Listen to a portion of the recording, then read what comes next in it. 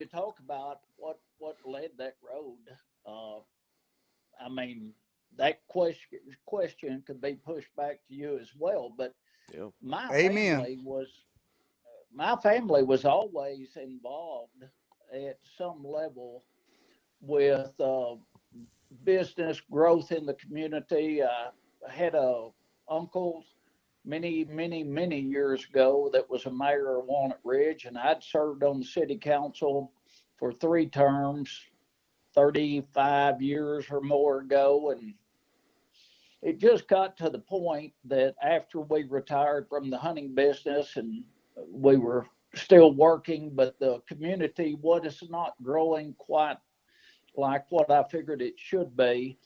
And when you think about it, my family bought a Ford dealership in 1932, and they'd started working at the dealership in the late 1920s.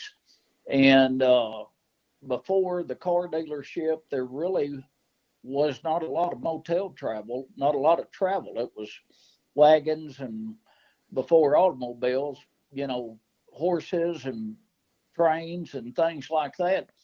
So the tourism developed, and the family got into the motel and restaurant business. And in the county, Lawrence County, where Walnut Ridge is county seat, I mean, the people all over the county were great to all my family, and they made the businesses possible, the growth possible. The same people opened up their farms and their timber and their cattle ground and let us hunt and fish on it. And I just told my wife one day, I said, let's start getting a little more involved. And we reached out with the Chamber of Commerce and uh, put together a tourism committee that helped market the area because Walnut Ridge was really having a lot of growth issues. Most of the buildings had gotten to where they were derelict, and we came up with a marketing idea.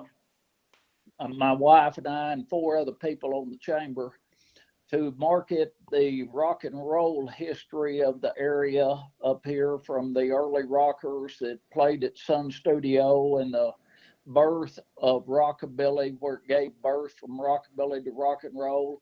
And we made the connections of the Beatles landing here in 1964 between their Dallas and New York venues.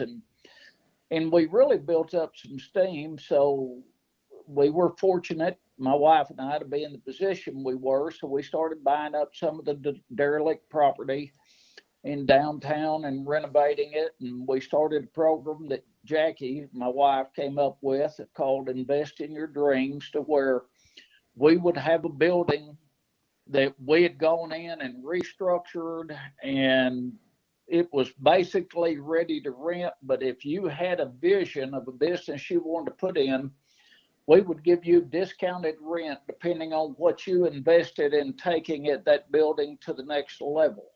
Hmm. And so it helped spurt the revitalization, and it was going well enough that I told her one day, I said, I think I'm just going to run for mayor. I had tried it probably 25 years or so before, and without any success. Hmm.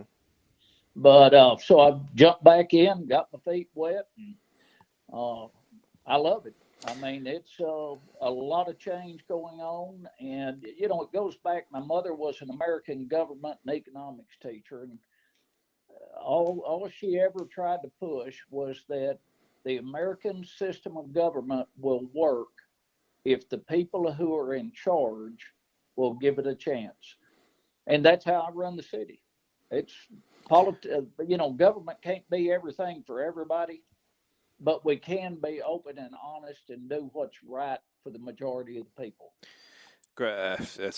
That's fantastic. And you know, I've struggled with this issue myself over the years, in that you want to be somebody that does something to help the community, um, and at the same time you recognize that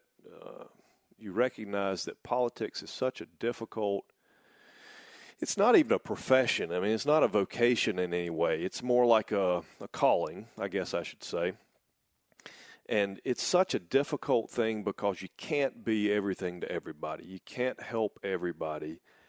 And it begins to wear on you. And you know, you get to a point where it either breaks you and you say, enough's enough, or you begin to callous to some of the things that you shouldn't callous.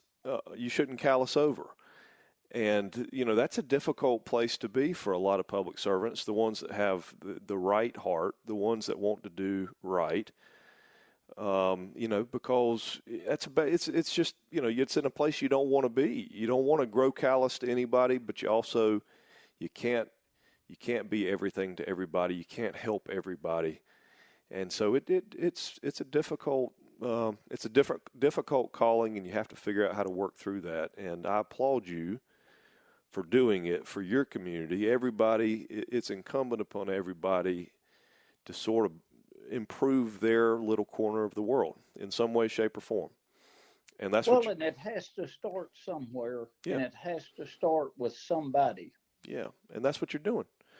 That's right. If it wasn't you, I always tell people, why, you know, people will always ask, why are you doing this? Why are you doing it again? And I say, well, if it's not me, it's going to be somebody I don't know and I don't trust.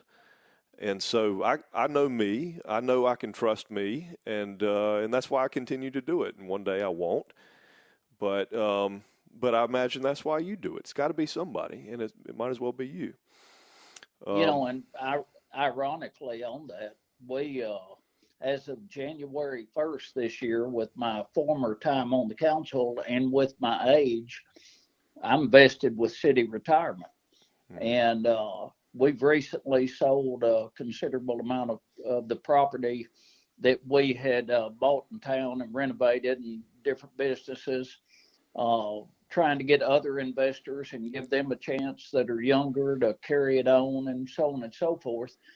And I went ahead and announced for the November election in last week's paper, because since we were selling some of the business property we owned, people just assumed I was tossing the hat in. I said, look, I mean, why? I need something to do. I enjoy it. And you're not going to please everybody, but you can be honest with everybody. Yep. And that's the way I try to operate the city and run the city. And why would you not stay involved if you can make a difference? That's right. All right. Well, our time is quickly coming to a close. I want to ask you one final question. All right, and I should have given you a primer on this before, but I didn't.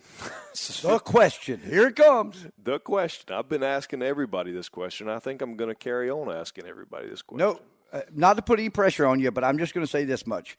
Jim Shockey hit a home run, so good luck. Yeah, Jim Shockey. And by the way, Jim Shockey told us on during his interview, he's in the same place, right? I mean, he recognizes that to effectuate the kind of change that he wants to make, he might have to run for politics one day. And so anyway, I applaud you for that. But here's the question. You have been in your life in the duck guiding business and in politics. You've had sort of a public life. You've been on TV half your life, Outdoor Channel and whatnot. So you've told a lot of stories publicly. I want a private one. I want one that you have not told publicly, something that the public doesn't know, something that you may reflect on a regular basis, but you have never made public. Tell me something. It doesn't have to be a story. Oh, wow. But it doesn't have to be a story. If you got a story, that's great. But wow. Just something that's not public, something that's private. Well, I don't know. I don't know how wide of a spectrum. There's a lot of stories out there that I think about a lot, because every adventure that you have in life is what dictates who you are in the present. Mm-hmm. And I mean, here's the thing. I've been blessed from living in a van at Mallory Point in the Keys when the shrimp boats used to pull up there. to staying with the Navajos, to being able to run a hunting business. There's so many stories out there that are unbelievable, but they're within anybody's grasp that it would be hard to pick one out. But probably one of the best stories I could tell related to the hunting business, we were filming a duck hunting show with a group out of Illinois, out of the Peoria, Illinois area. And it was one of those snowy days, and we were in the rainy break bottoms, and the birds were coming in, and one-man operation. He was the host, ran the camera and all, and, the cameras were big back in those days, and the birds were pouring and pouring in. This guy has a hole in his wader, and he can't do anything but sit on a log and try to film in the snow. After this marvelous hunt that would have made something for the Outdoor Channel in a heartbeat, come to find out his tape had broken in his camera, and he was so cold that he had never caught it, and we lost the whole episode.